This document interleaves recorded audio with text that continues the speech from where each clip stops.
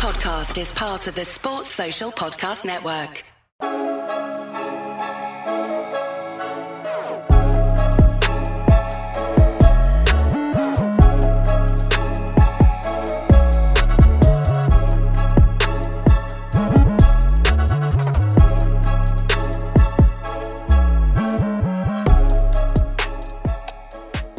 Hello everyone and welcome back to the Social Media Derby. We've got a great episode coming up for you today with some very interesting games at the weekend. But before we get into any of that, for those of you watching on YouTube, please subscribe to the channel, like the video and share it if you can. And for those of you listening on Spotify, Apple or any other podcasting platform, please follow and give us a 5-star review if you can. Okay. All right. How you doing, Ant? It's been a long weekend. Not a great footballing viewing for you, but how you doing, mate? Yeah, not bad. It was a long weekend here, obviously in the UK. Carnival weekend as well. But yeah, no, it was good. It was a low-key one, to be fair. But what about you? I'm guessing you guys obviously didn't have Monday off or anything over there. No, we didn't. But it was good. I mean, football went well, so that kind of left me in a good mood. There were some very exciting games, I must admit, right? The Chelsea game was jokes. Obviously, the Brighton and Man Utd game was funny. The Arsenal game, my butt cheeks were clenched the whole time because I was very nervous. But we ended up getting the win, so that's happy. But yeah, overall, it was a good footballing weekend. Obviously, some football yesterday as well, which was pretty good. Saw some of the highlights of that. But yeah, looking forward to the next weekend of football too. But before we do any of that, let's get into it straight away. We'll start with the Brighton Man Utd game. Very briefly, Brighton win 2-1 with a very late goal. I think it was the 94th minute. João Pedro back post header. Man United lose to Brighton in their second game of the season so far. Obviously, everyone was saying, it's a new season in Ineos. We've got new owners. We're a different game. We're a different team. We're not in the mud anymore. We're back. Are you back, Ant? Because that performance on Saturday was not looking like you were back, mate. Talk me through it. How did you feel about the game? Do you feel like you deserve something from it? Obviously, there's like the disallowed goal, some other stuff as well. Like, how do you feel about the game in general? And do you think Man United deserve to lose that? Yeah, so it was hard because I went to watch the Fulham Leicester game. So I was travelling into West London to go watch that 3:00 kickoff. So I didn't actually see the game live. I was just keeping up with it on live score. And then obviously when we got to the ground, I think it was the last few minutes, last 5-10 minutes of the match when we were just getting into the stands. So I actually saw bloody João Pedro's winner while I was queuing up for a sausage roll and a pie. So that didn't make the beginning part of that game too enjoyable for me. I definitely went into it with a sour taste, but obviously I didn't really have the context of how the game was going. I was obviously looking at the stats and looking at disallowed goal here for Rashford, disallowed goal here for Garnacho, and a lot of the social media commentary was talking about how United generally were at least worthy of the draw. And I think dominated the match, or not dominated, but had the best of the match for the first hour or so, and then the last half an hour, Brighton stepped it up and I guess kind of grabbed it with both hands. But yeah, it's a bit of both for me, because I feel like there are elements that are definitely different. The press, even some of the patterns of play, I can see some of those in our performance, but the way we ended this game was very reminiscent to how we ended many games last season under Ten Hag, and that was giving up late equalisers, giving up late goals to lose games that we should have never lost.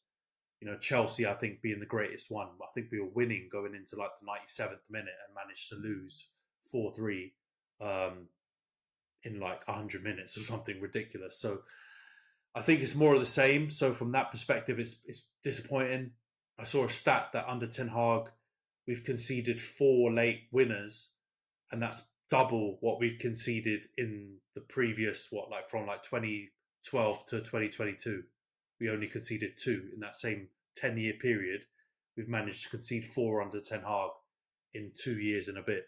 So, and I would imagine the majority of them came last season because there are just so many traumatic memories of Champions League, late defeats, late equalisers, giving up games that we should have never lost. Even Wolves, if you think about the game that we ended up winning 4-3, we were 3-1 up in that, and we gave away 2 late goals to look like we were going to, somehow manage to snatch a draw from the jaws of a victory, and then Kobe luckily saved us. So it's more the mentality that worries me, because, like I said, I do think the play has improved, and I do think there are patterns of play, and I feel like there's a lot of lazy analysis out there talking about United being the same, just looking at a late winner and then now a late goal conceded to lose. But if you look at the actual quality of the performance, I'm encouraged. But if I look at some traits that are still there, especially late in tight games, that's super worrying, because that's been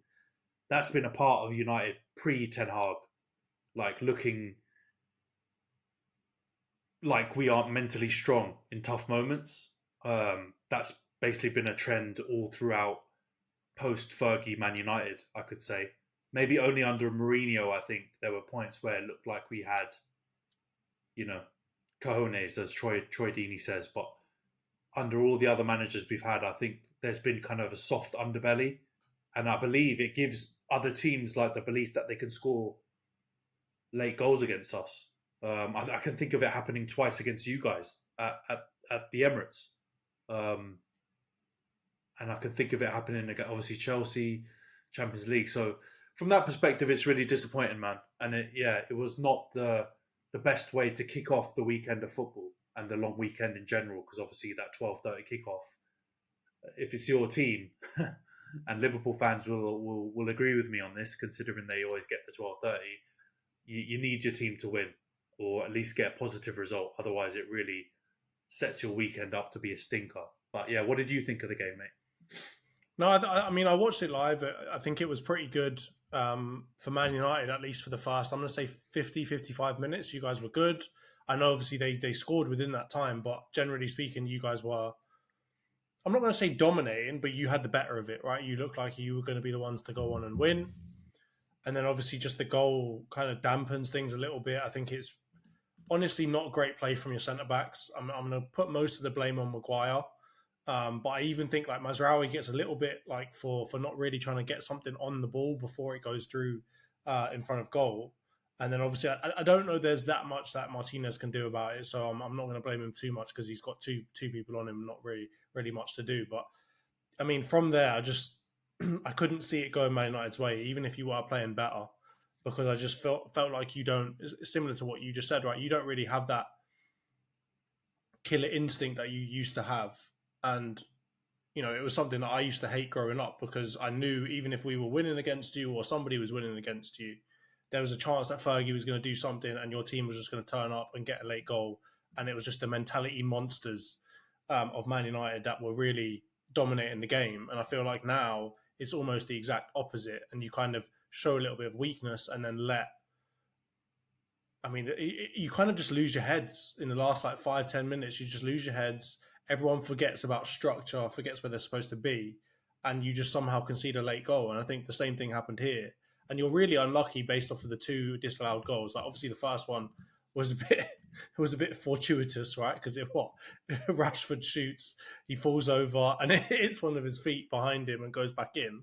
But the second one, I feel like it's such a weird circumstance. I don't think it happens very frequently, and I wouldn't expect to see it happen again for at least another 4 or 5 years. And I can only remember like a Nani to Ronaldo type of thing, but that was more like on purpose, whereas this seemed more like an accident. But it just didn't seem to go your way. So overall, I do think you're probably good. You played well enough to get a draw, but if you don't put your best foot forward and try, and if Ten Hag's not making the right choices for your starting 11, if he's making weird decisions in terms of taking off Bruno and bringing on McTominay, like you probably don't deserve to win it. I just think it was another tight game. I do see differences. I do see Man United improving in terms of the way that they play, but it's not making a big enough effect on the pitch. And I know before it was kind of all like last year, it was all about results versus style of play, right? Like if you can just win, who cares how you play? Now it kind of seems like you care a little bit more how you play, but you're not able to get the results. So it's kind of like you've swapped things the other way around a little bit now, which is just weird. You need to find some sort of balance in the middle, right? Well, last year I think we didn't do either. So I don't think we had the style of play, and we didn't win enough games. I think the season before that, Maybe the season before. Ten Hag's first season, I think there were sprouts of good signs, but the back end of the season left a sour taste in everyone's mouth, because I think it definitely did become like a firefighting job where we were just trying to get results to make sure we got top four. And the like little signs of positive style of play that we saw in pre-World Cup and just after the World Cup to win the Carabao Cup, we didn't continue to see that. And then I think last season was a continuation of that. No style of play, results were a struggle, and it was what it was. And this season, I mean, it's still very early to make any calls on what way it looks like it's going to go. But in terms of the style of play, I'm not having this chat that it's the same old. And people that are talking about that are being lazy. They're just watching highlights, or they're just looking at things with their own lens to try and criticize, or they know it's going to create, a bit of an engagement farming situation where they know, United fans are going to bite and they're going to start, engaging with their content. But I don't think that's the case. And I think the substitution point's an interesting one, because I saw a few other pundits talk about, should keep Maguire on for his communication. He would have maybe stopped that second goal. The evidence was not there in that first half of that game, or for the whole 60 odd minutes or whatever Maguire played, 70 odd minutes or 80 minutes. He was shaky. And you're right, he was mostly culpable for the first goal. He should have blocked the first cross coming in, and then he should have again blocked the second cross coming in. I mean, it's not only on him. I agree with you. Mazraoui could have done a bit more to block the second cross coming back. I think there were a few incidents like that in the Fulham game that made me realise that Mazraoui is not going to be the ultimate block box defender. That's not his game. So I'm not going to put it too much on him. I don't expect him to be able to block every cross that comes in from his side. And, I think his overall play was good. But obviously, a better box defender would have probably blocked that cross, right? And Maguire's positioning was poor for both crosses coming in. And then, Martinez makes the wrong choice. So I think the blame on him is he's got a tough decision, because he's got Welbeck and then he's got the guy behind him, and he's stuck in two minds as to who to mark. And he goes for the wrong player. He goes for the guy, the player behind him instead of Welbeck. And obviously it falls to Welbeck, so it makes it look even worse. So all round, I don't think it was great defending. For the second goal, it's absolutely poor. And I mean, I've seen a lot of analysis about this, talking about how, Delo's at blame. Some people blaming Casemiro, some people blaming McTominay. But the truth is, I agree with the idea that when you defend a corner, you obviously have a different defensive shape, and your positions don't follow exactly where you play on the pitch.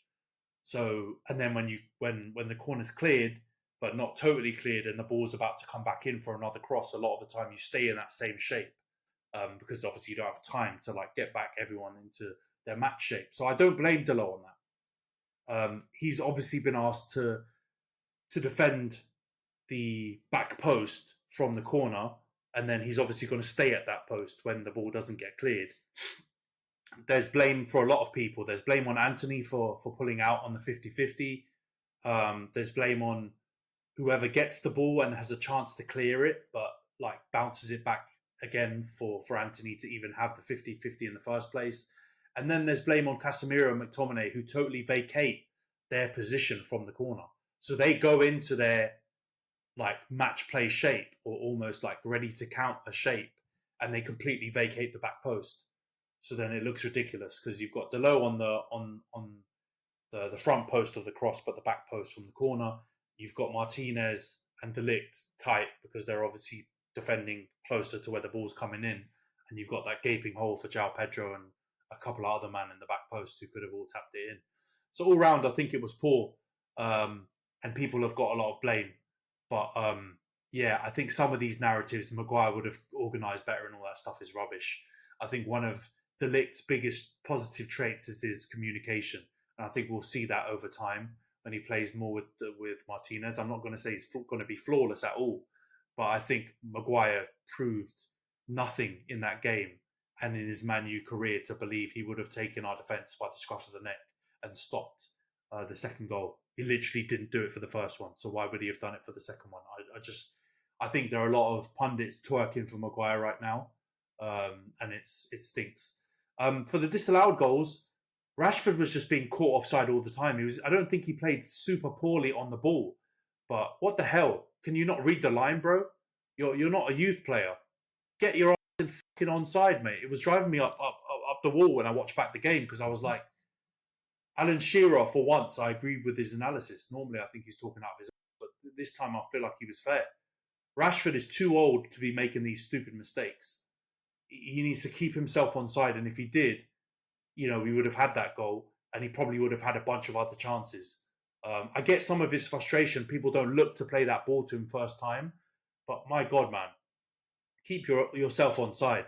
You're reaching them Darwin Núñez levels of being called offside, or Morata levels of offside, where they're literally offside every 5 seconds. You need to do so much better, otherwise you've got a whole bench. And for the Garnacho goal, we went back and forth in the group chat, didn't we? Like, I feel like it's harsh to blame either of them, but I feel like it's harsher to blame Garnacho because that angle, I know it's an open goal, whatever, but that angle, he can only put it in the direction of travel that he puts it from that angle on his left foot. Like, he could have maybe gone round it and tried to hit it with his right foot, which would have made it easier to put near post, but he couldn't do anything more than that. And I think Xerxes, understandably, he's sliding in from the previous cross, right, from Bruno. So it's like he's not purposely done it. But I do believe someone with slightly faster reactions could have maybe pulled their foot away quicker, but it's very harsh on him. So I don't really want to blame either one of them. It just stinks because that should have been a goal, and it was another moment where we should have scored. And you could even probably look at Bruno with the pass across. If he gets that pass right, Xerxes scores. So he's got that pass slightly off the fact that Xerxes misses it. But yeah, frustrating, man. But I think we should talk about the subs and the starts because I think that's a big contentious point, right? I think a lot of United fans are going a bit wild and saying, why is Maguire still starting? We should be playing De Ligt. Why is Xerxes not playing? He should start up front. We're playing 2 false nines. So yeah, it's an interesting one. What do you think, mate? Well, so I wanted to pose the question to you because I was watching some Man United content about this, and I think somebody made a good point, which was like, Ten Hag goes and buys people that he thinks solve a problem, but then still waits for the initial person he has been using in that position to make a mistake before letting the new person in. So it's like, okay, Maguire's crap, you need to buy a new centre-back. You buy De Ligt, but you still keep playing Maguire until Maguire makes a mistake, and then you shift De Ligt in once Maguire's made that mistake. Instead of saying, oh, okay, I already bought this guy because Maguire is not good enough, let's get him in straight away and let's actually give him a chance to fix the mistakes that Maguire would have made. And it's an interesting one. I do think it's a bit harsh because it's the second game of the season, but I wanted to see what you thought of that. Like, does that make sense in your head? Do you think Ten Hag is maybe just too passive of a manager when it comes to those kinds of decisions? Yeah, I've seen this narrative and I know who you're talking about, and I think it's rubbish. I think it's unfair to even put this at any manager because I feel like nearly every single manager doesn't throw their new signings straight into the lineup. I think there's only drastic measures which cause this. So I think obviously people are like, oh, but look, Mazraoui's starting. Why isn't De Ligt starting? Why isn't Xerxes starting? Mazraoui's starting because Shaw and Malacia are permanently or seem like they're permanently cropped. If Shaw or Malacia were fit, he would not have started. And he would be riding the bench with De Ligt and Xerxes. And if you look at Arsenal, Calafiori's come on off the bench.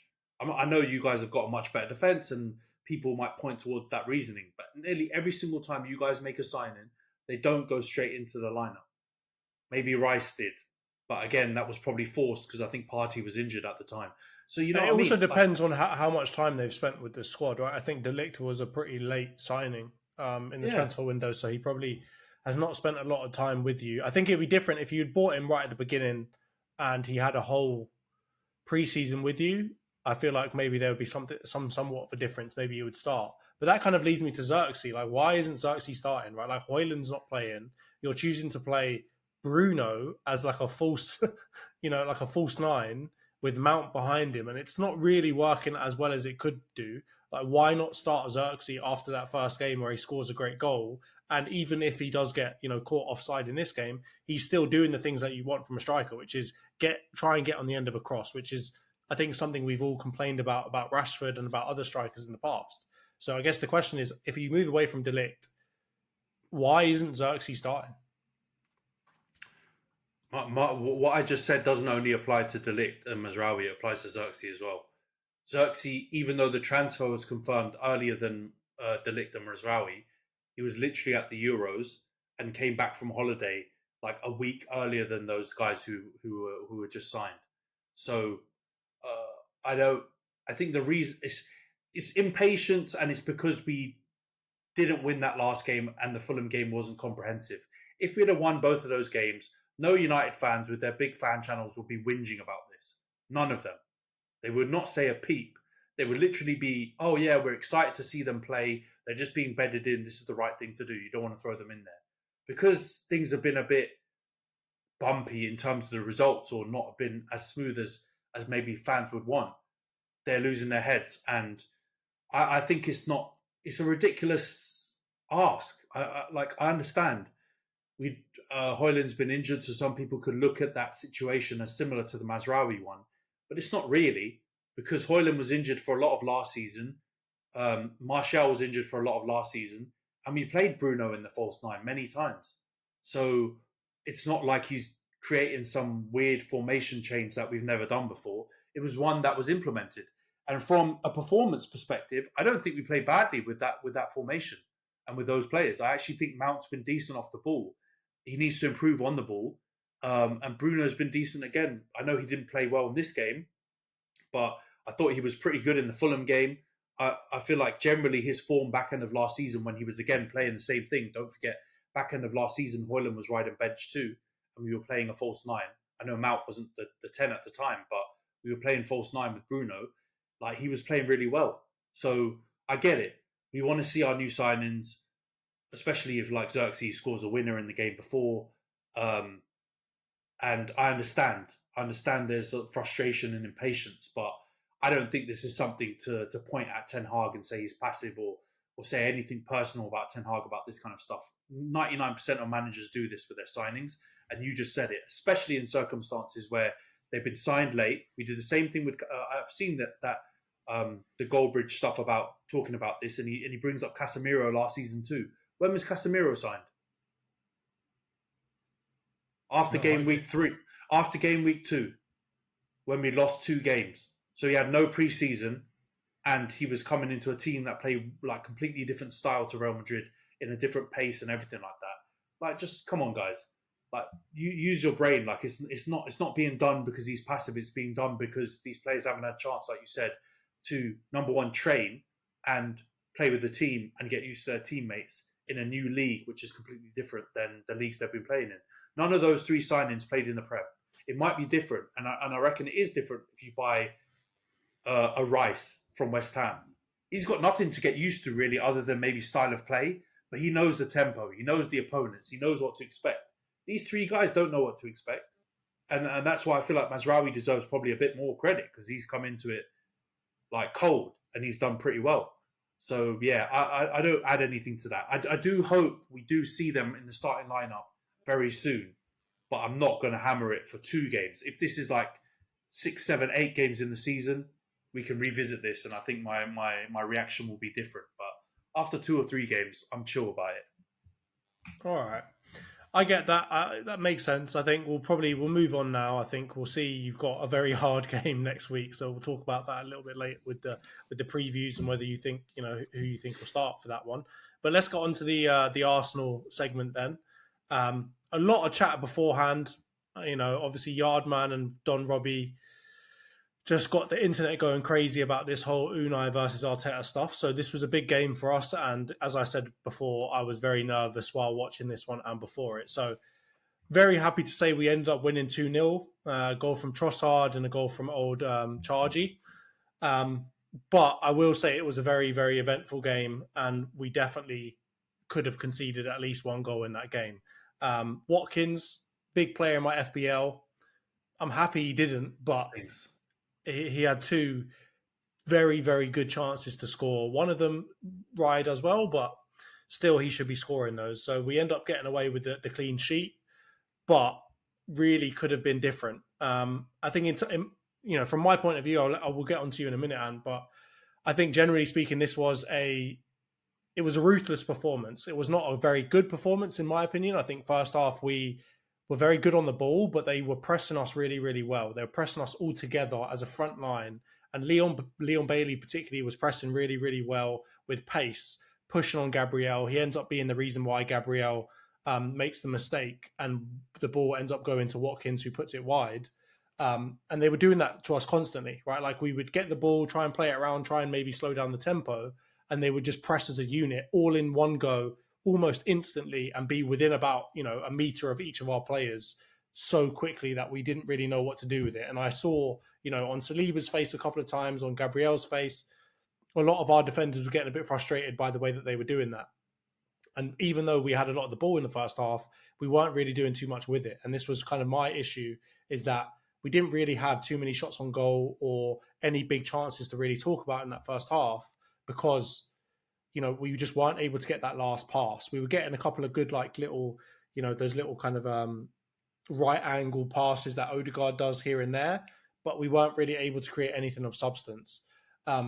Martinelli particularly was a bit stinky, and it really pains me to say that, because I've been a big fan of Martinelli now, and I've been trying to defend him against a lot of the criticism that he gets because he's so young, and because of the fact that he's obviously had a lot more competition on that side of the pitch now from Trossard and from other players, that I can understand why he's not playing quite as well. He's also obviously lost Xhaka as well, who's kind of his main partner, and that kind of left back position really bombing forward and helping him. So I want to give him the excuses, but he just was not good at all in that game. He, tried a couple of take-ons, just didn't work out very well, and he wasn't really doing too much with the ball. So that was kind of sad. But second half, we were way better. They obviously had a couple of good chances too. I think Onana hits the bar, and Raya ends up getting, an unbelievable save of Watkins' rebound as well. But as soon as we start making some of the changes, we look so much better. Trossard coming on, the goal that he scored, and it's just becoming a regular theme now for him. He just comes on, bangs a late winner, does his little celebration, and then jogs it on. And he's really starting to push now. He's really starting to push now to be the starting left winger in that team. So I've got to give him a lot of props. I think the second goal was not. I don't want to talk about it too much. I think Partey, he gets a bit lucky that Emi Martinez doesn't save that. I think maybe 19 times out of 20, Emi Martinez pushes that over around the post or even catches it, because he didn't have that much pace on it. But in this case, I'm very happy to see Emi Martinez make a mistake. One of the biggest houses around, especially against us. I'm very happy to see him make a mistake. So second goal, not too much to write home about, but I'm happy overall with the win.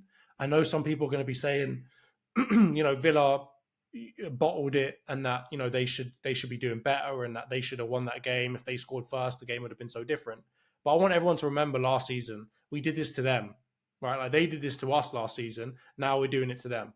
We had the better opportunities in our two games against them last season, and they punished us. There's those second half performances. They punished us twice. We end up losing, getting 0 out of 6 points against them. So I don't care if they miss open goals, or whatever we need to do to win is what we need to do to win. So, all of you lot that are saying, Unai's a better manager, this doesn't matter, it's just because Watkins did this, that, and that. I don't want to hear your tears, mate. Put your violins away and leave it alone, because we got the 3 points. Have that Villa Park. Yeah, no, it was. I agree with that general analysis. I probably don't have too much more to add to that, but yeah, it's just roles reversed from last season. I think especially the Emirates game, because I feel like the Villa Park game, they scored early and then they kind of just sat back and kind of tried to stifle you.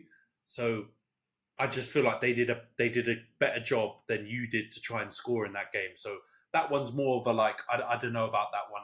I've seen a lot of people say both games last season you should have won. I don't know about the Villa Park one, but the Emirates one last season, definitely. You had chances, you missed them, and then they kind of smash and grabbed you in the second half after some mistakes on the counter and stuff.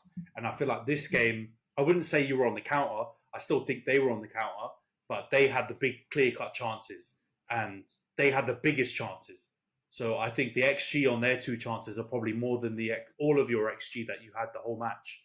So that tells you how big those chances were. So, yeah, I think because of that, it feels like you've smashed and grabbed them, even though you had more of the ball and, you still did your usual Arsenal thing. I just feel like they had the big chances and they had them first. And you didn't really look like you were creating anything until, that second half when Trossard comes on and he makes an instant difference. But yeah, man, I think that's a massive, massive win. Some people out here saying it's, a season-defining win already. I'm not sure about that. But because of the chat and because of this weird Unai rivalry derby thing you've got going on now, I think it's a huge result. And Trossard's an interesting one. I want to get your opinion on that actually, because people are saying start him, but he's almost kind of carved out a super sub aura around him. A bit, obviously not Ole Gunnar Solskjaer level yet because he won us the Champions League, but coming on, scoring goals, making an impact, winning games. He's kind of building that vibe. And I understand why Arteta maybe is tempted to keep him on the bench and let him come on and make an impact. But I'm guessing you were joking then. Do you really feel like you need to get him in the team now and bench Gabi Martinez, or what do you think? No, I actually would prefer to keep going with Martinelli, because I think, as you said, I think Trossard has carved out a good kind of surprise attack, I'm going to call it, where he comes on in the second half, fresh legs, really high acceleration against defenders who have just been playing against Martinelli, who's doing basically the same thing for the first half. So it's almost as if the two of them combined create a really good left winger.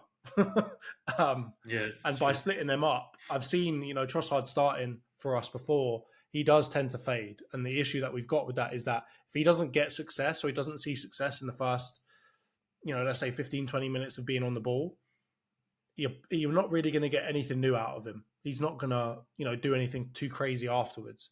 I think Martinelli, I still would like to see him start, just because I think that when it comes to route one football and just directly attacking a wing back, he does the best job of that. And I still think, even though he's not in great form right now, he still has the ability to really challenge right backs in a very different way than Saka challenges the left backs.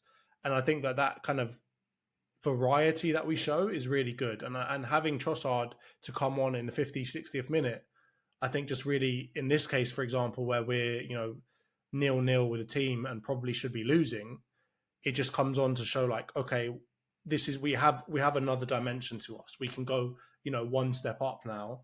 And what you see from the first 45 minutes isn't necessarily all that you're going to see from us. And I think Trossard really does offer us that kind of next gear upwards. So I'd prefer to see Gabi start and keep having Trossard off the bench, or even have Trossard starting maybe as a striker, but not necessarily as the left winger for now.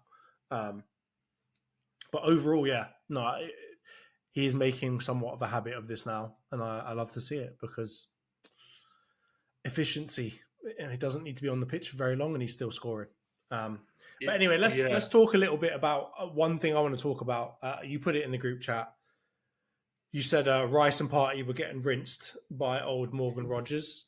And I want to talk a little bit about that, mate. So honestly, Morgan Rogers, take a bow. You are unbelievable. The ability that you have to dribble past players is crazy. And on multiple occasions, I saw both Partey and Rice just let you go straight past them, basically. And they didn't really have anything to do, or, didn't have anything to throw at you to get you off the ball. You had enough strength and power to get past them, and they really couldn't catch up. And there was a couple of different times where they were countering us, where Morgan Rogers was really the reason why. So overall, it was not good. I'm going to put more of it on Partey, though, because he was in the DM position and he's supposed to be the one that was clamping.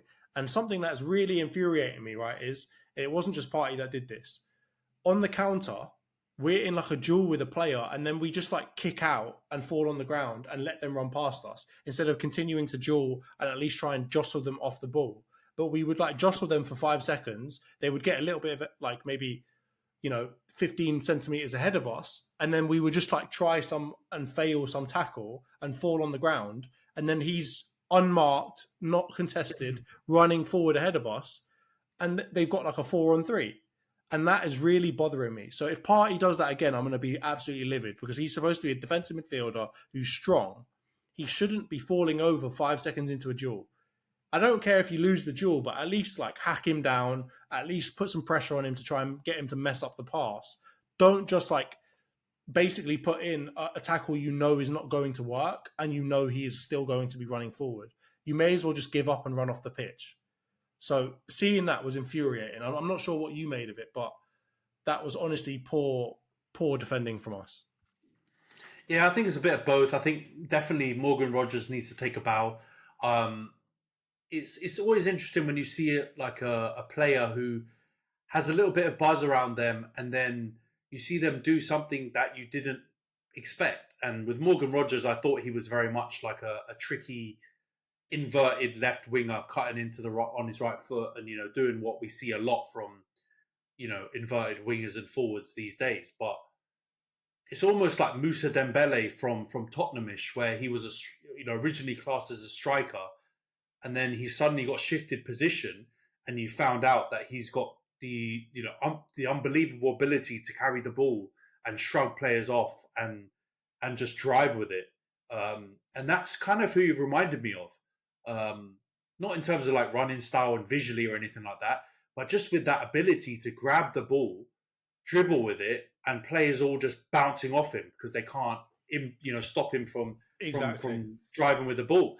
And it's not like he's massively physically dominating or anything like that. He's not. People are comparing him to Yaya Toure, and as much as I see it, Yaya Toure, there were very obvious reasons. He was built like a brick S-house. Whereas with Morgan Rogers, he's not really. He's kind of built like the average athlete or winger that you might see. But he was just shrugging off Rice and Partey like they weren't there. And I mean, it's weird because I'm not going in on either one of Rice and Partey. But I would actually, when I look at Partey, I expect that to happen to him sometimes. I expect him because as much as he's not like, people make jokes about him looking 50 and whatever, but he's never given me like this huge vibe of like athleticism. And I never expected him to be able to like go run for run with different players and stuff like that. I've never looked at him as that kind of player, even though he sits in that DM position. I expect him to be strong though. Like he's slow. I expect him. He's very He should slow, be stronger than that. But he should be strong, and he's not. Yeah, he should be stronger than that. But from what I've seen of him, I've never seen him exhibit that. So I've seen Rashford shrug him off. I've seen a few other players like do things to him that I thought, oh God, I expected Partey to be stronger, like you just said. So I don't have that expectation of Partey necessarily. I expect him to get the ball and do nice things with it more so now than like any kind of physical dominance. But that doesn't mean he should be doing that. Right, like he should be as a DM, I believe. You should have elements of that. So it was more with Rice where I was like, "Gosh, bloody hell!" I've seen Rice get shoved off the ball before, though. I don't consider him to be like a juggernaut. I don't know. Maybe do you see him as a juggernaut? Because I saw him more as just like a crafty kind of pit bull type, where he's just going to run after you for the whole 90 minutes, and it doesn't matter if you're stronger than him a couple of times because he's going to keep on running at you, and he's eventually going to get the ball off you.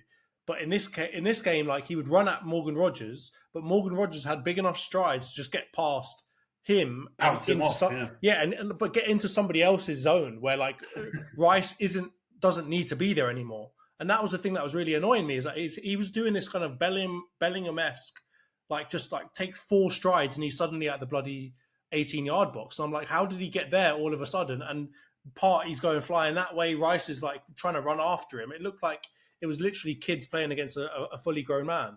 And I haven't seen that very often. And that Moussa Dembele comparison is unbelievable because that's exactly how he plays. Like he doesn't look as languid. I will say that because Moussa Dembele basically never looked like he was sprinting. Yeah. But he had those massive strides. he would literally just be able to dodge someone off there, and just put like 3 strides on the ball, and he was already miles ahead of them, and they had no chance of getting back at him.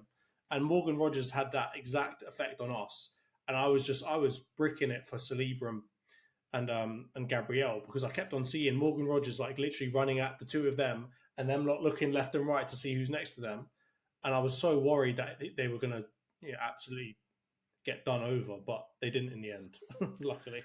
Yeah, well, the reason why I went for Morgan Rogers comparing him to Dembele was because I've seen the Bellingham ones, I've seen the Yaya Toure ones, and I don't feel like you can compare him to those players yet, because I've seen more output from those players. Even Bellingham, even though Bellingham's like, young in his career. Yeah.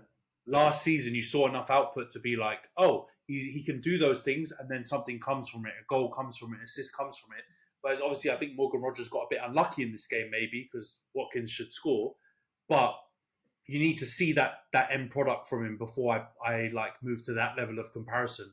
Whereas with Dembele, he more often than not was all about that drive, and it didn't always lead to a lot of things. Obviously, this is no Tottenham diss, because I really rate him. I think he was a really good player, and he should get more plaudits. But that's the thing that Morgan Rogers needs to show. And I think he will, man. I think he's really impressive to do that to Rice and Partey. And to answer your question, yeah, I don't think of Rice as this like physical, like domineering guy. But when you see Rice get shoved off like that, the same way when I see Rodri get shoved off, which I've seen at different points, you go, bloody hell, it's not easy, because they keep coming back or they've got the strength. So yeah, to see that was eye-opening. I've got to be honest. I think everyone looked at that, and even though Villa lost, and even Sky interviewed him, were like, "You played well, didn't you, mate? Like, that was a blinder." It was like a coming out moment. So let's see how he goes going forward. Yeah, it's not an easy team to break into as well, man. I'm going to say that. Like, to break into that midfield, they've got Onana, they've got Tielemans, they've got good. I'm not going to say McGinn's like a world-class player, but like they've got good players in there that are somewhat fixtures of that team. And he manages to get in there and kind of push his way into the team. And I think it shows that he really does have something about him. Come to Arsenal in the future, mate. We'll have you in there, mate. We'll get you instead of Marino, mate. You can swap. Too late. But all right, last thing I want to talk about, just want to give a round of applause to Ben White. Unbelievable shithousery that he did there against McGinn. And I really enjoyed him doing it against McGinn, because McGinn does it to everybody else. And also because Villa have been doing this. I'm not going to say they're in the realm of Newcastle, right? They're definitely not. But I've noticed now multiple occasions Luca Digne absolutely putting things on Saka after the ball's gone, constantly fouling us. And I think it's been told to him, and I think it's a general fixture of the team, that or a tactic within the team, that they can get at us and they can try and put something on us and get us upset, and they can rile us up. And so it's really good to see Benny White really doing that and standing up for Saliba. And he's got unbelievable aim, because every single time he kicks it at somebody, it does hit them square, either in the face or the chest or the stomach. And he never misses. Whereas I've seen multiple other players try that and completely miss it. So I've got to give him plaudits, and it was great to see Saliba. He would absolutely hammer McGinn. All right, get that bloody orc looking out of here, trying to do that to Saliba. So yeah, what did you make of anything of that? You want to add anything to that before I start ramping even more? Nah, I feel like orc looking is a nice way to end that conversation. I think Ben White, yeah, what a legend, man. The more I see of Ben White, he just interviews, actions on the pitch, performances. He's just one of them soldiers that you want in the team. He hates football, but he's good at it, and he takes no mess. And yeah, I like him, man. So good work. I feel like our horses that we would back in that race came out victorious, because yeah, I'm not a huge fan of McGinn. He's Becky Bunda, Bunda Becky, or whatever you want to call him. And yeah, against Saliba, who I like, and obviously Ben White, who's top. So happy days, and yeah, take that. And that also, this match also puts to bed the fact that Arteta is a better manager than Unai Emery. So let's move on swiftly. You cheeky git. Yeah, anyway, let's move on. We'll leave that one. Don't clip that up. All right, so transfers, Man United, Arsenal. We'll get through this very, very quickly. I think Man United, you've got more to talk about. Ugarte confirmed into Man United from PSG. What's the fee on that, and how happy are you with that one? So this is where we're going to spend all of this money, you little. Because this is totally Sky Sports News-esque. I saw some clip where they posted his fee with all the add-ons included when they were looking at Man United's incomings, and then for our outgoings, they only did fixed fees and didn't include any of the add-ons we've got or sell-on clauses or anything. So I'm seeing this everywhere. Yeah, bloody. I saw ESPN also put like the fee in dollars, so it's a bigger number. And then I saw when we sold McTominay, they put it in pounds, so it was a lower number. So you know what? I'm sick of this. We paid 50 million euros fixed fee and 10 million add-ons. And the add-ons aren't easy add-ons; they're like basically player add-ons. If he hits a certain number of caps or performances, so I think it's quite high. And if he wins stuff or gets in the team of the season and stuff, basically, if he does well, we'll pay that 10.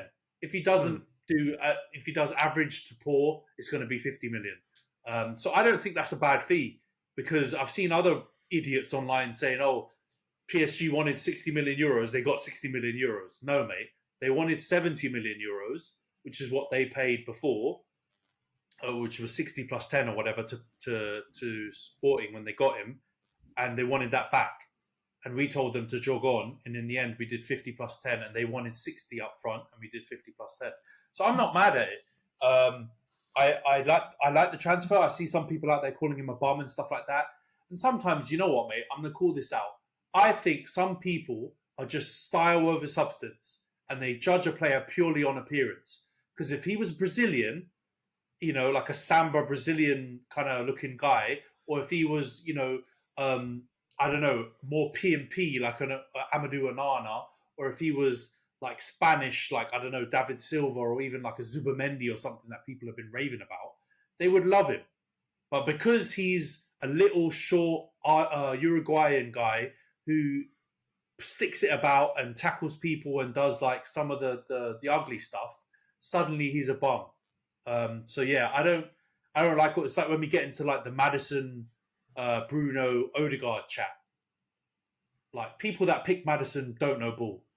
It's literally all just how he like rolls the ball with his studs and how he glides with the ball. What does he actually do though on terms of output? He doesn't do as much as the other two, and he's been injured a lot more than the other two. Because I saw people on X and stuff talk about this when they're like, "Oh yeah, Maddison's doing his early season form. He'll get injured and drop off." And they're like, "Oh yeah, these people don't know ball." Nah, mate, that's consistently been him for 3 seasons. So we do know ball. People that say that, and with people that discount Ugarte, it's got to be, you got to look at it as a style combination. It's not purely based on the player. It's how he's going to work with a Kobe Mainu, with a Toby Collier, with a Casemiro, although I think he's going to leave, so they're not really kind of, you know, I think thinking too much about Casemiro going forward, how he's going to work with a Bruno. And I think stylistically it should work.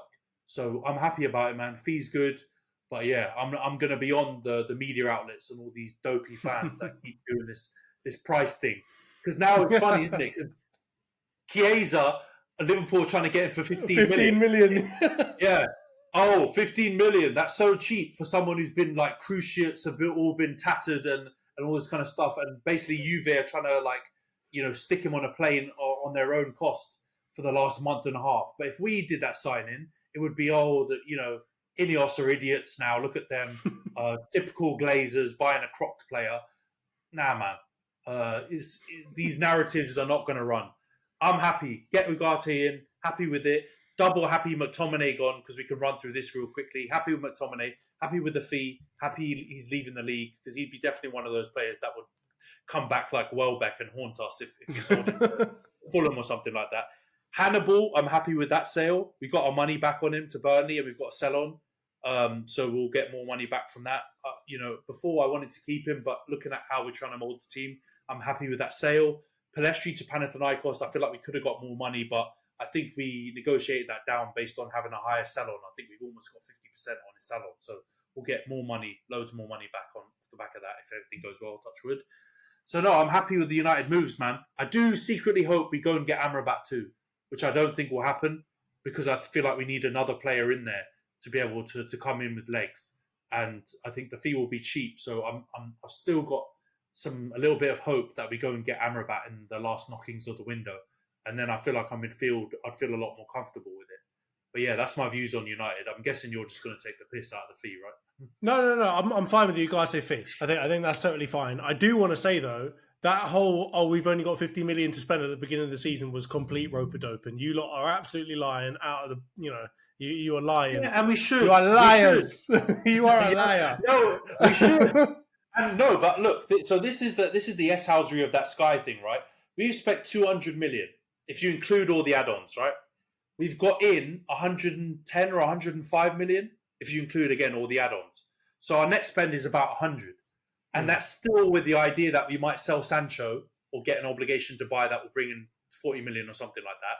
So who knows? We might get to the 50 at the end net spend. But of course, yeah, when you go out and say we've got only 50 million to spend and then you start spending 200, people are going to be like, what? The math ain't mathing. But no, I love it. Keep lying, guys. We're poor. We ain't got no money. Oh, God. All right, but I want to say one thing. So on the Sancho thing, I don't want to spend too much time on this, but there's been some rumours that you might be swapping him for old Raheem Sterling. Thoughts, comments? Don't like it. Don't want anyone from Chelsea unless they're called Cole Palmer or who else maybe? I might take Neto? Lavia as well. Lavia. I don't really think we need a Neto. I've got all my chips in on Ahmad. So keeping someone like Antony as a double backup, I'm fine with because I don't want to block Ahmad's route. But Neto's good. I think if we needed that position, I'd definitely take him. So I'd probably take Lavia, definitely take Cole Palmer, maybe Colwell, but even he's been a bit smelly recently. Definitely will not take the players that they're putting forward. So I don't really want to take Sterling. I don't want to take Chilwell. I don't want to take bloody any of those other bums that they're trying to flog off. I don't want any of them. The players I'd want, they don't want to sell. So I think that deal's a no-go. I just hope we sell him to Juve. Get him out of the league as well, because he might come back and want us to do. All right, we'll leave that one there then. The Arsenal stuff, again, I don't want to get disliked, so I'm going to leave this part alone. Marino appears to have been bought from Real Sociedad, great. And Nketiah has gone to Crystal Palace. I'm kind of sad to see Nketiah go, and I have a slight feeling that he's going to turn into a baller at Crystal Palace. And on the same sentiment of getting them out of the league, I'm a little bit worried now that Glasner might turn him into the next like Solanke, and he's going to have an amazing season next season or something like that, and then get sold on to somebody else that's better. Because honestly, in his current form, he's just not good enough for us. But it doesn't mean that he can't be good enough for somebody else. And I have a sneaky suspicion that he might come back to haunt us at some point in the future. So good to get the money in. I'm glad to get the fee. I think, what was it, 25 and 5 or something that we ended up getting for him, which is pretty decent in the end, based off of the fact that, we were holding out to try and get more from all these different teams. So that's good. And it does make sense with what we said before, right? Like, we're only going to be able to get that much money for him from an English team. Marseille and all these lot, they're not paying us that much money for a striker. That's unproven. So, yeah, good to see the money come in for that one. That's hopefully meaning that we might go out and get someone. I've seen some absolutely ridiculous shouts of us trying to go and get Nico Williams. I know it's absolute breeze, but please, God, let that be true. Get me Nico Williams, stick him on the left-hand side. I will be so happy if that happens. But it's obviously not going to happen, so we'll see what goes on. Arteta did come out recently say that we do need another attacker. He didn't say the word striker specifically, which worries me. But I do think we're probably going to try and go and get somebody that is, I'm thinking maybe like a left-sided like forward or an attacker, like maybe a left winger or something. Maybe on the kind of Martinelli, replacing Martinelli kind of vibe. But it's obviously very, very soon between now and the window. So we'll see if we manage to get any business in. On the Mikel Merino one, I'm just happy that it's done. I don't really want to talk about it too much. We'll leave it, see if he comes on, and if he plays well, then I'll eat my words. But if he doesn't, and if he doesn't improve the squad, then I'm I'm gonna stick to my guns on this one. But outside of that, yeah, I don't really want to talk about those, mate. Do you want to say anything about the fee or any of that? Go on. Yeah, I want to do a deep dive on Mikel Merino. So I think he's going to be a good player for you. I don't know if he'll be this Xhaka replacement that everyone's talking about, because I think in reality some of the heights that Xhaka reached at the end of his tenure at Arsenal were pretty high, and I don't know if Merino will be able to match that. But I feel like he's a good option. Let's see how it goes going forward. I hope you're not putting all, and I mean, when I say you, I don't mean you, Johns, because you've made your thoughts on him very clear. I mean, Arsenal fans in general don't go too overboard on what they expect from him. But I think he's a good profile fit, and he's fine for probably what you need from a squad perspective. The Nketiah one, I mean, this is just such a predictable transfer. And I'm glad that you guys got out of your own way and just agreed a reasonable fee. Because when I was hearing all this stuff for like 35 million and whatever, it was like what we were hearing with McTominay. Just trying to be a bit greedy, trying to get extra money because he's a homegrown player and you maximize your pure profit and all that stuff. Nketiah is probably at max, at this point, a £30 million player. And he can go on and maybe be more, and like you say, maybe do a Solanke vibe and, pull a bit of a remontada and then be sold for 60 million in the future. Who knows? That's possible as well. But right now, that's what he's worth. And so you got, I feel like, good value from him. And yeah, it makes sense. I hope you also sell other players that aren't playing, like, Reece Nelsons and stuff like that, because let him have a chance, man. We've seen so many players come back from being written off after having a bright future.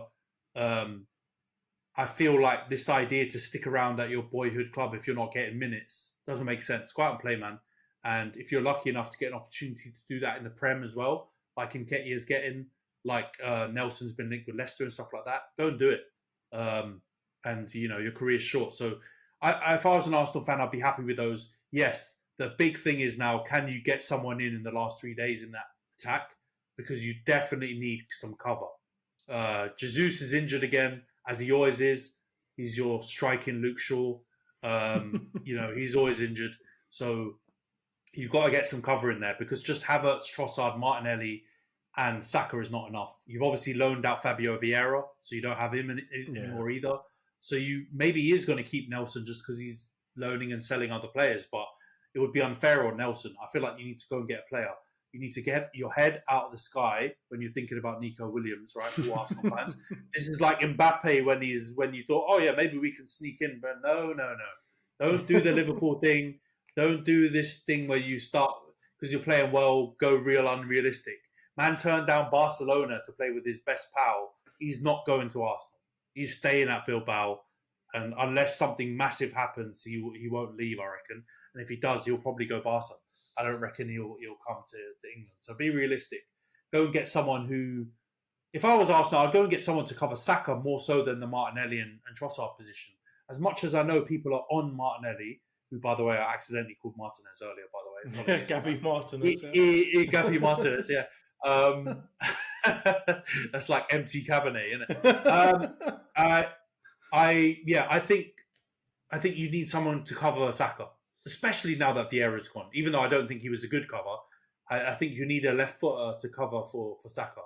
I don't know who that is, but I would go and get that. But yeah, the transfer stuff is going to ramp up this, because obviously this is the last show that we're going to talk about, unless our teams do a big transfer or something in this last 3 days. This is the last one to really predict what's going to happen. So I think you will get someone. It's going to be unusual, because you don't normally see Arsenal in the market in the last 3 days.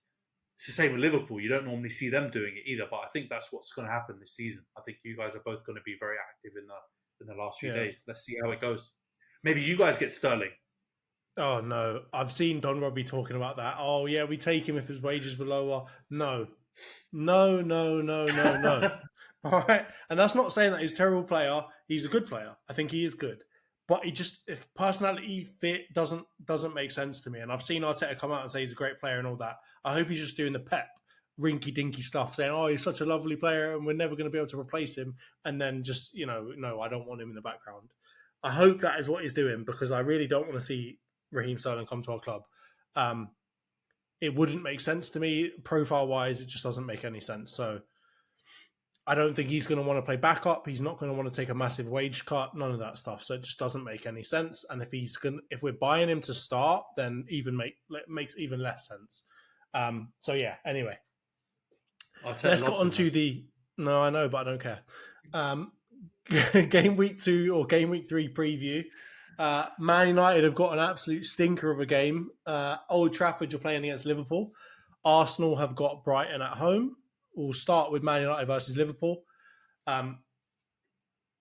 What do you think's gonna happen here? What do you think the result will be? And I want to also ask you, who do you think he will play? Who do you think's going to start? So I'll start with that last question first. I do think De Ligt is going to come in. So I think our back five will be Onana in goal, Mazraoui on the right, Dalot on the left, Martinez and De Ligt. I think the midfield will be Ahmad, Rashford, Casemiro, Kobe, and then I think the attack will be Bruno and Mount again. So I think he'll bring in De Ligt, but I don't think he'll change and bring Xerxes in up front. And I think he'll look to try and pack the midfield again. I think this will be his go-to formation and tactic in big games, because those are the games where we've got the biggest chance of being exposed. And if we offer up the same chances that we offer when we're a bit more attacking, the big teams are the ones that are probably going to put us to the sword. So I think he'll kind of bring in De Ligt just to shut up some of the people moaning about not starting the new signings. But I don't think Xerxes will start this game. He may come on in the second half, or he probably will, especially if we're trailing or we're looking to try and get a winner. But yeah, I think that will be the game plan. In terms of how the game will go, Liverpool are a hard one to actually analyse, because, again, people go overboard. They're saying, 2 wins, 2-0s, 2 clean sheets. Liverpool are doing great, etc. But I'm one of the few people that watched that Brentford game and didn't think it was as comfortable as some of the content creators I've seen talk about it. I think there were points where Liverpool were comfortable, but there were definitely points where if I was a Liverpool fan, I'd be a bit worried at how Brentford were breaking, how they had opportunities at set plays. I didn't feel comfortable that Liverpool weren't going to concede. So I have to be honest with you. I think people are kind of doing a bit of copium on the Liverpool performances so far. The results are great, but I think the performances, there's definitely been some copium. But I do think there's also been some lazy analysis being like, United always get up for these games. United will pull out a blinder against Liverpool. And there's obviously a chance because, it's a big rivalry. So there's, a lot of emotion behind it. But at the same time, Liverpool have done us many times. And they've done us at Old Trafford. And a lot of the time it's when people have been talking about how we're going to get up for it that they've done us. It's normally been when people have been super down on our chances, we're stinking it up, we've got no chance, get ready for a 5-0, that we then pull it out. So that kind of conversation is making me a bit nervous. And I could really see it going either way. But I'm going to be positive. I'm going to stick with, what I've seen with my eyes in terms of the performances. And I feel like it points towards us playing similarly and hopefully improving even more. And I think if we do, we'll get a positive result. Because I think last season we obviously beat them in the FA Cup, even though it was a bit of a back and forth basketball game. I feel like it was deserved win for us. And then in the 2-2, if Harvey Elliott doesn't dive and cheat, we win that game. And I feel like we would have deserved that win as well. So I'm going to go for Man United to win 2-1 again. 2 weeks in a row. Let's hope I'm right this time. What about you? So here's the thing, right? So you said lazy analysis before. I'm going to be honest with you. I am one of those people that just says, oh, Man United get up for these kinds of games.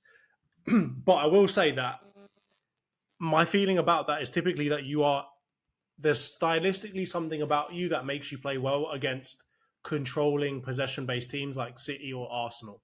Right, the counter-attacking ability that you have, with Bruno able to spray balls and then fast wingers and fast strikers to get in behind. I think that really works well against that Pep style of football, that Arteta style of football. On the other hand, I think the way that you play is perfectly positioned for Liverpool to smack you up. And I think they've shown before that they're able to do that. You have obviously played well against them before also and been able to, like last season, get wins against them and so on, even if they are in like really weird, ridiculous fashions that game ended up being. But I just think now, without the Klopp thing and the fact that Arnie Slot is all business, as they're saying, he's straight business, right? Going straight down the tunnel, not clapping his own fans, nothing. I feel like that's going to take some of the sting out of the game. And as a result, I think Liverpool are going to do you over. So I have a feeling it's going to be 2-0 Liverpool. And I'm not saying that because I think you guys are bad or anything. I just think that Liverpool do look good. I will say that I agree with you. They weren't as comfortable as anyone is saying they were in both games. Like first game, I love Quansah, but he had a stinker and he was getting rinsed. The second game, I think, and Mbeumo was doing well. They had some chances against Liverpool, right? Like it wasn't as straightforward as, as everyone thinks. So overall, I think they're not quite as good as people are saying they are just yet. But I do think that they are going to have the quality to get past you. And I just have a feeling that Salah is going to do something. And Salah is going to be, I don't know, he looks like he's maybe back into that like star form that he was in before. And if they can get people like Luis Diaz finishing well, God save us all. Because that was his main issue before. And now he's looking like he can actually finish his dinner. So I'm going to go for 2-0 Liverpool. All right, let's get on to Arsenal-Brighton. So Arsenal at home, Brighton obviously coming off a big win. They've looked really good, right? Oh, Phil Foden haircut hurts a lot. Is looking real good. They're managing to get a tune out of Matoma again. Welbeck's looking really good. Minte, sorry, I was not familiar with your game, Minte. You were actually really good. And I completely thought you were like just a fraudulent transaction that Newcastle were trying to get away with. But you actually look really good, and maybe you are worth the money that they paid for you. But left-footed Mane. Exactly, there you go. Left-footed Mane. Mane. He was actually the other player that Martinez was trying to mark on that first goal, by the way, against United. But yeah, I think Arsenal will still have enough. I think it won't be an easy game though. And I do think Brighton will be able to get a goal past us. So I'm going to go for a 2-1 Arsenal win. Yeah, it's a tricky game. Do you think so? I'm guessing you think that he's going to still start Martinelli, right? He's not going to change anything from the last game. Or do you think we should expect to see some changes in the team? I think he will change it up a little bit. Yeah, because I think he's going to do a Arteta special, which is he's going to be coming up against this new manager who plays in a slightly different way. He's going to be watching tape. He's going to be watching videos of their first two games as much as he possibly can, and he's going to come out and have some sort of something for him. So I have a feeling he's going to switch it up. I don't know what he's going to do, but I have like a sneaky suspicion that he's going to put like Havertz in the 8 alongside of Rice and Partey, alongside of Rice in DM and Odegaard in the 10. He's going to do something weird. I can just feel it. If it was a manager that he was more familiar with, I think he would stick to his guns and maybe do something normal. But I have a feeling he's going to try something different this time. Yeah, you could feel it in his giblets. Yeah, I think he will. He will probably throw a spanner in the works. I feel like that's probably a good shout. I don't know what it is though. Like it could be Trossard starting. It could be Trossard even up front with Havertz in the 8. Arteta's a hard one to read, but I would probably go for the same team. And I think you keep building that consistency in attack, and I feel like you'll do them. So as much as Brighton, I know they've had good results. The Everton game, Everton had chances. As much as Everton are rubbish, they had chances. And if it wasn't for Ashley Young getting sent off, that game may have finished differently. And then, like we've just talked about in the United game, that could have been a draw. They could have lost that. So, yeah, I think you guys are going to do them. I think this is a nightmare matchup for them. And I think you're going to win 3-1. I'm going to go 3-1. I think maybe Brighton will get a goal, but I think it most likely will be 3-0 when they get a consolation. Or it could even be that they score first and then you come back and you blam them. So I think you'll just be too strong. And that will set it up really nicely because your away games after that, I think you're away at Spurs and away at City in your next 2 away games. So you really got to get these points on the board ASAP. And I feel like you'll be in a good position if you do. So I think, Arsenal will breeze this 3-1. Okay. All right. So you've gone for 2-1 Man United versus Liverpool, and then you've gone for an Arsenal 3-1 win against Brighton. I've gone for a 2-0 Liverpool win against United and a 2-1 Arsenal win versus Brighton. Where are we on the prediction table? Let me pull up the old notes. So I would have been 6-3 up, right? I believe before this week's fixtures, and then let's have a little look. So for the Man United against Brighton match, I think I got a full-on correct score and correct result. You got 3 points on that one. So I got a 3-pointer for that one. So thank you very much. And you went for a Man United win, I believe. Yeah. So you would have got a big fat 0. Nil par. Nil par, there you go. And then for Arsenal, what did I go for? I went 3-1, I think. And you went for, what did you go for, Ant? Do you remember? I think I went 2-2. I went for a Desmond. All right, so another nil par for you. I'm stinking this up. We should have never introduced this to the pod. All right, so what does that make it? The score. Scores in the board. What is it? 10-3 or something? Yeah, 2, 4, 5, 9-3. Oh no, wait, 10-3. It's 10-3. It's 10-3 to me. Ding. We'll have a little score up on the screen now, just to make it, that much more embarrassing. But yes, no, I'm not going to say it. I'm not going to say it. What I was going to say was a huge pause moment, but this stinks. I'm struggling at FPL. I'm struggling at this. I'm just struggling at life at the moment. So not a great time. I'm hoping for the remontada.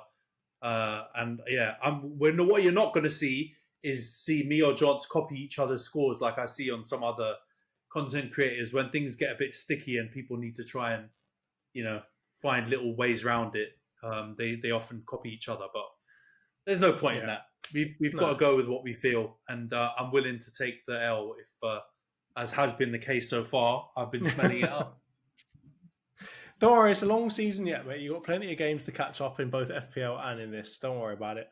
And I mean, FPL, I was bottom of the league after the first week. So, I mean, now I'm not exactly doing very well. I'm mid-table, but things can change very quickly. So we'll see what goes on. But thank you very much, Ant. Great episode. We'll probably wrap it up here and we'll see everyone again next week. Cheers, Ant. Take care. Take care, Johnson. Take care, everyone.